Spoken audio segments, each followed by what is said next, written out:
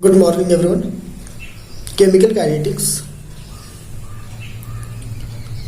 जिसमें आप लोगों ने फर्स्ट ऑर्डर ऑफ रिएक्शन तक सिलेबस कर लिया था। देखिए, एक बार हम लोग रिवाइज करेंगे, उसके बाद फिर हम लोग आगे बढ़ेंगे। केमिकल काइनेटिक्स जो है ना, वो केमिस्ट्री का वो ब्रांच है जहां पर आप किसी भी रिएक्शन के रेट को डिटरमाइन करते हैं। रेट क्या है? रेट समझिए कि मैंने बोर्ड पर एक रिएक्शन लिखा है, ए से बी का फॉर्मेशन हुआ। इसे ए से बी का फॉर्मेशन हुआ। ए को आपने रिएक्टेंट बोला और बी को आपने प्रोडक्ट बोला। ठीक। इनिशियल कंसंट्रेशन ए का 100% रहेगा, बी का 0% होगा, क्योंकि बी फॉर्मेशन हुआ नहीं है। बाद में हमने देखा यार, जब t = 5 मिनट्स हुआ, अर्थात 5 मिनट बीता जब, तो 5 मिनट के बाद बी का जो कंसंट्रेशन हो गया वो 10% हो गया, अर्थात यहाँ पर 10% का रिडक्शन हो जाएगा, अर्थात 10% का डिक्रीजमेंट हो जाएगा। अब ये बच जाएगा आपका 90%। इनिशियल कंसंट्रेशन 100 था, अब हो गया 90%। हम कह सकते हैं कि the change in the concentration of reactant और प्रोडक्ट, रिएक्टेंट के कंसंट्रेशन में जो चेंजेस आ रहे हैं या फिर प्रोडक्ट के कंसंट्रेशन में जो चेंजेस आ रहे हैं, उसे विथ टाइम आप रिलेट करेंगे तो आप बोल देंगे ये है हमारा rate. Rate of any reaction can be defined as the change in the concentration of reactant or product with time or with unit time is called as rate of reaction। अब rate of reaction को लिखा कैसे जाता है? किसी भी rate of reaction को कैसे लिखा जाएगा? अगर मैं एक केमिकल इक्वेशन ले लूं, केमिकल इक्वेशन हमारा हो कुछ इस प्रकार से,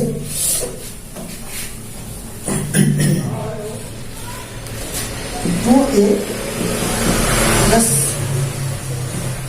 3b plus c plus 4d। मान लिया मेरा कोई केमिकल रिएक्शन इस प्रकार का है। इस प्रकार की केमिकल रिएक्शन का हमको रेट लिखना है, तो याद रहे रेट को लिखने का जस्ट एक सिंपल सा रूल है। अगर मैं आपसे एक सिंपल सी बात पूछूं, a से 2b का फॉर्मेशन हो रहा है, a से 2b का फॉर्मेशन हो रहा है, तो ए का जो कंसंट्रेशन है वो 1 यूनिट है, अर्थात 1 मोल कह सकते हैं हम लोग, और बी का कंसंट्रेशन 2 मोल हुआ, अर्थात इसके 100% से 200% का फॉर्मेशन करेगा। अगर इसके 100 पार्टिकल्स होंगे तो इसके 200 पार्टिकल्स का फॉर्मेशन करेंगे। तो आप समझिए कि यदि इसका 10% डिक्रीज होगा तो इसका 20% फॉर्मेशन हो जाएगा उतने ही टाइम में। अगर मैं कहूं कि 5 मिनट में ए जो है वो 10% डिक्रीज हुआ तो 20% का फॉर्मेशन हो जाएगा, क्योंकि वो उसका डबल बना है ना। तो अगर आप दोनों के रेट को इक्वल करना चाहते हैं तो इसको हाफ करना पड़ेगा, क्योंकि जितना अगर इक्वल करना चाहते हैं तो तब तो इसको हाफ करना पड़ेगा ना आपको। तो रेट कैसे लिखेंगे आप? Concentration of A divided by T is equal to 1/2 concentration of B upon T. कैसे करेंगे? इसको आप डेल्टा बी लिख दीजिए, इसको डेल्टा ए लिख दीजिए, इसको डेल्टा टी, इसको डेल्टा टी। कोई प्रॉब्लम तो नहीं है आपको? मैंने क्या कहा कि यदि आप दोनों को इक्वल करना चाहते हैं तो इसको हाफ करना पड़ेगा, क्योंकि इसका डबल स्पीड से चल रहा है, इसके डबल स्पीड से चल रहा है। यदि इसको इक्वल करना है तो उसको 1/2 करना पड़ेगा, अर्थात आप समझिए कि यहाँ पर जो कॉफिशिएंट था वही अपॉन में चला गया, जो कॉफिशिएंट था वही अपॉन में चला गया। यहाँ पर इस रिएक्शन को रेट लिखने के लिए क्या कर सकते हैं हम लोग? जितना भी कॉफिशिएंट होगा उसको हम डायरेक्ट अपॉन में लगा लेंगे। और एक बात कि यहाँ पर समझिए कि अगर रिएक्टेंट होता है तो उसका कंसंट्रेशन डिक्रीज होता है और प्रोडक्ट का कंसंट्रेशन इंक्रीज होता है। भाई रिएक्टेंट जो है वो स्टार्टिंग में 100% रहेगा, जैसे जैसे टाइम बीतेगा वैसे वैसे इसका कंसंट्रेशन डिक्रीज होता चला जाएगा। तो रिएक्टेंट का कंसंट्रेशन डिक्रीज होने की वजह से इसे माइनस में लिखा जाएगा और प्रोडक्ट का कंसंट्रेशन इंक्रीज होने की वजह से इसे प्लस में लिखा जाएगा। कैसे? मैं समझाता हूँ। देखिए, इसे लिखा जाएगा 1/2 delta A by delta T is equal to, minus लगा दीजिए, minus 1/3 delta B by delta T is equal to, अब ये प्रोडक्ट साथ में आ गया तो यहाँ पर प्लस का सिंबल लगाना पड़ेगा, delta C by delta T is equal to 1/4 delta D by delta T. क्या ये बात समझ आई आपको? रेट लिखने का बहुत सिंपल सी विधि मैंने बताई आपको। यदि 2a plus 3b से c plus 4d का फॉर्मेशन हो रहा हो तो जो कॉफिशिएंट दे रहा हुआ है, जो कॉफिशिएंट लगा हुआ है उसको आप अपान में लेके चले जाइए, ये 1/2 हो जाएगा, ये 1/3 हो जाएगा, ये वहां पर 1 है तो कोई मतलब ही नहीं है, 1/4 हो जाएगा। रिएक्टेंट की साइड में माइनस इसलिए लगाना पड़ रहा है क्योंकि रिएक्टेंट की साइड से कंसंट्रेशन डिक्रीज कर रहा है, प्रोडक्ट साइड में कंसंट्रेशन इंक्रीज कर रहा है, इसलिए यहाँ पर क्या लगाना पड़ रहा है आपको, प्लस। ये हो गया। जैसे सपोज एक रिएक्शन में लिखता हूं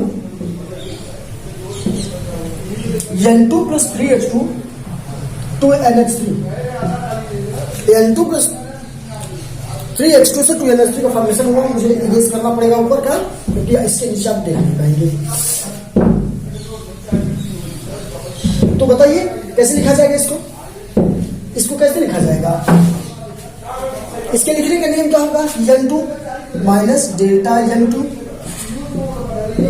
by delta T is equal to minus 1/3 delta H2 by delta T is equal to plus 1/2 delta NH3 by delta T। क्या ये बात समझ चुके हैं आप? रेट लिखना आसान है आपके लिए, बहुत सिंपल है। रिएक्शन देखा, जो कॉफिशिएंट लिखा है उसको आप अपान में लेके जाइए, सिंपल है। अब समझिए ये रेट ऑफ रिएक्शन है, मतलब ROR रेट ऑफ रिएक्शन, ठीक। R वाले के लिए इतना आसान है, किसी भी रिएक्शन का रेट आप आराम से लिख सकते हैं। आगे समझते हैं हम लोग।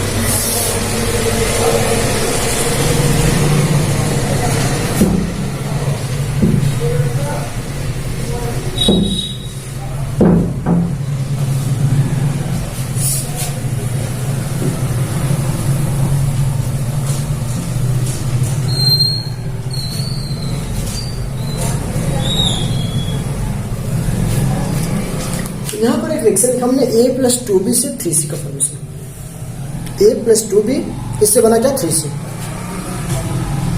और हमें क्या करना है, रिएक्टेंट के कंसंट्रेशन पूरे रिएक्शन के रेट के बीच में रिलेशन बनाना है।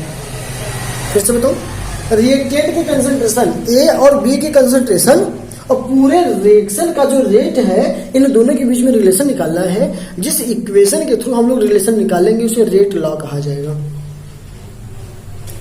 N equation which makes relation between concentration of reagents and rate of reaction is known as rate law. An equation which makes relation between concentration of reactants and the rate of reaction, whole reaction, is known as rate law. According to rate law, the rate of reaction is directly proportional to the concentration of reactants.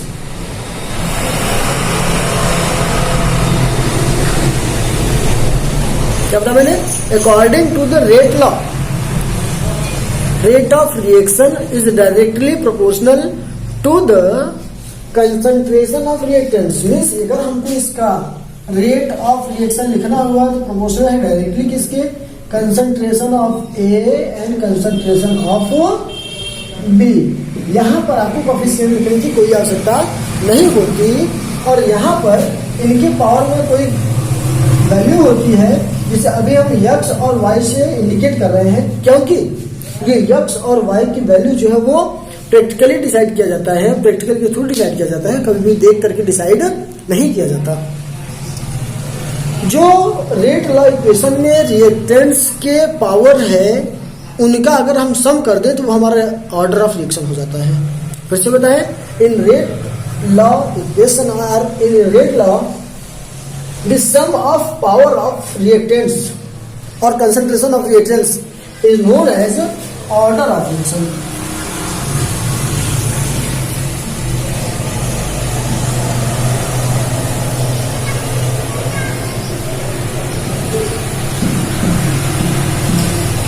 The sum of power of concentration of reactants, the sum of power of concentration of reactants is known as order of reaction। Order of reaction will be x + y in this reaction।